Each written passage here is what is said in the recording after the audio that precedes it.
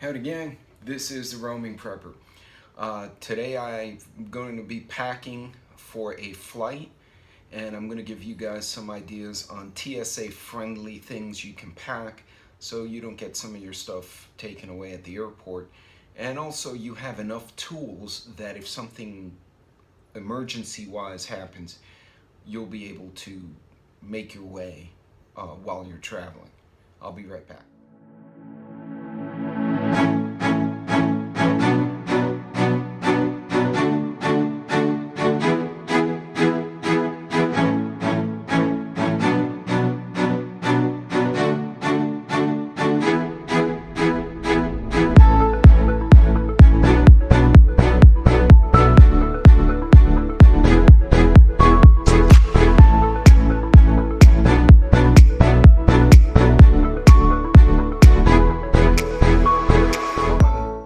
Getting ready. So this particular trip, I won't need my work laptop. I'm going to bring an iPad and a company phone.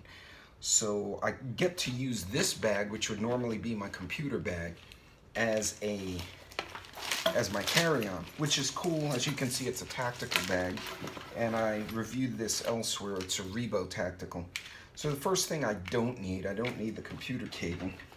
And what you want to do is, while you're prepping for your flight, is to make sure on your carry-on you take anything out that you're going to get in trouble for. They'll just take away. So a good example is this little multi-knife I keep in my computer bag. It's just a generic Swiss Army knockoff.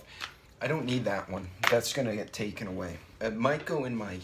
Now you can put that in your checked luggage and you can grab it on the other side, but you can't carry it with you in the plane, obviously. So you go through. Now, a few pointers. So I got the empty bag. I do recommend, if you're traveling from a preparedness standpoint, I use iPhones. I've got 2 cables and the iPhone charger circle thing, all in a Ziploc so I can find them quickly, and they go in that pocket. In here, I keep things like Advil, which is running low. I got 2 Advils, actually. Sanitizer, if you're going to eat. This is more not a Rona thing, but more a, I don't want to eat garbage kind of thing. Advil. I got a flashlight. This is a Lux Pro. You can pick up, it's at $8.30. You can get them at Amazon or in Lowe's. And, has different functions, so that's pretty neat. Now, so I have that flashlight, and part of the reason during a active shooter drill, I was playing a victim, and they killed the lights in simulation. Now you think about it, if there's or even a hurricane, a tornado, the power goes out, and you're in a dark airport that may or may not have windows depending on where you're sitting, and how the hell do you walk anywhere? You'll hurt yourself. This is a great way to walk around. I do leave a carabiner or 2 on the bag in case I want to stick something like my cap. It gets hot in there, I can just kind of pop it in here and walk around with my cap hanging. So that's helpful too. Now on the inside, I have plugs. Now I not only have, I'll open this here, I not only have a wall plug with a double USB on it, I've got a USB memory drive in case I have to download anything, and I might actually download emergency papers there. But I also have a car plug.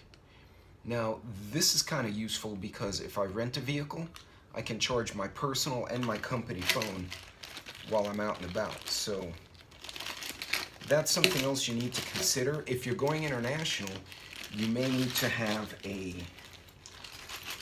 an adapter for that country, so make sure you take those kind of things into consideration. Also, a couple of plug-in headsets. I have one with a 3.5 millimeter jack, the old style little plug, as well as an Apple style plug, so I can listen to my iPad, which is a little older, or the iPhone, and I'll be good to go.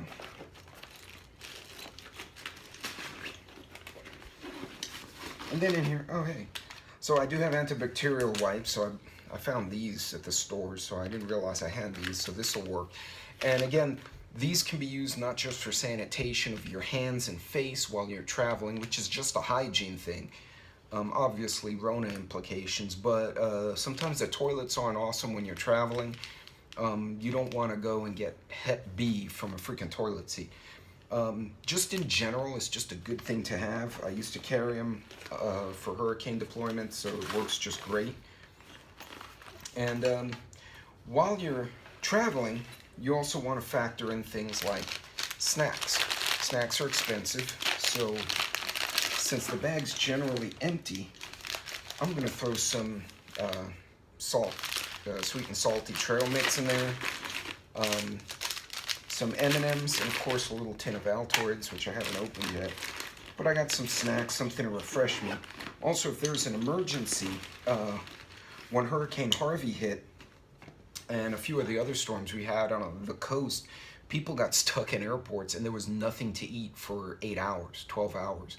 If you're diabetic or you have a medical condition that requires you to have a certain amount of food, you're going to be in a bind.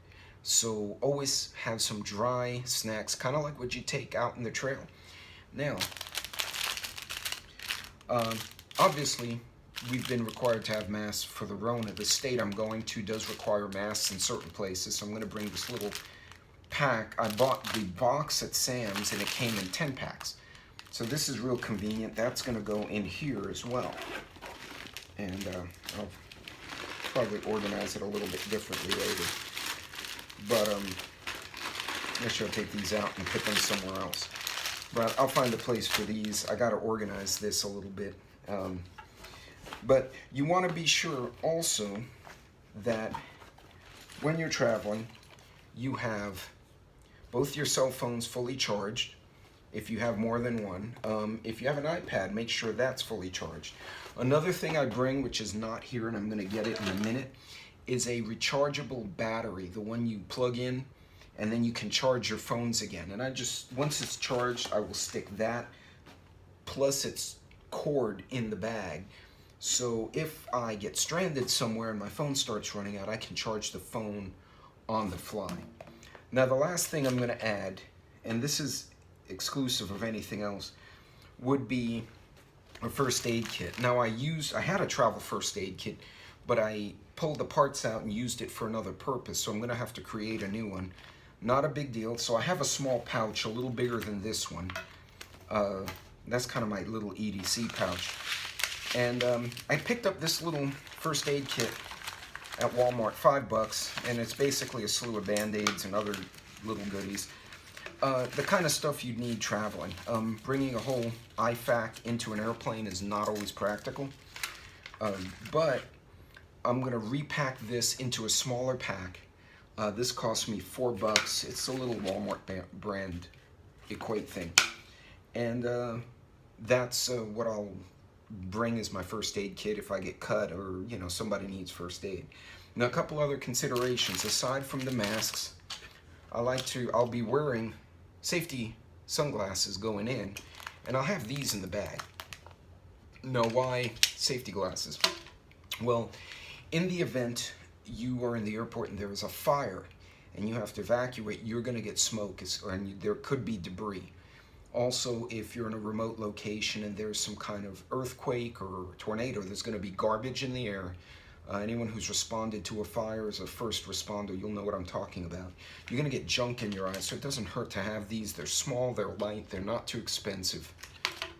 And you can actually use the mask instead of for the Rona. It would serve to kind of block you. Now, obviously, an N95 or P99 would be optimal protection for a mask, but this will suffice if you wind up in a situation where there's some kind of fire and you just want to get some of the garbage away from your lungs. So that's some of the basic stuff. Thus far, everything I've shown you right now, I've been able to get through TSA without an issue. Now, I have an EDC. Obviously, that can't go with me. That would be a maybe. Kubotan keychain, something I used years ago when I studied Kempo and Jiu-Jitsu, could come in handy. But I do have in my back pocket this little EDC, which will have another small flashlight. And I picked up, these are Hattori. It's a little, I think it's a Japanese brand. I picked that up off of Amazon. As well as my ever-present notepad that I preach about. A couple of pens, a Sharpie, in case I get a work call or I have to take notes. If I witness something, I can write down some notes on it. And in here,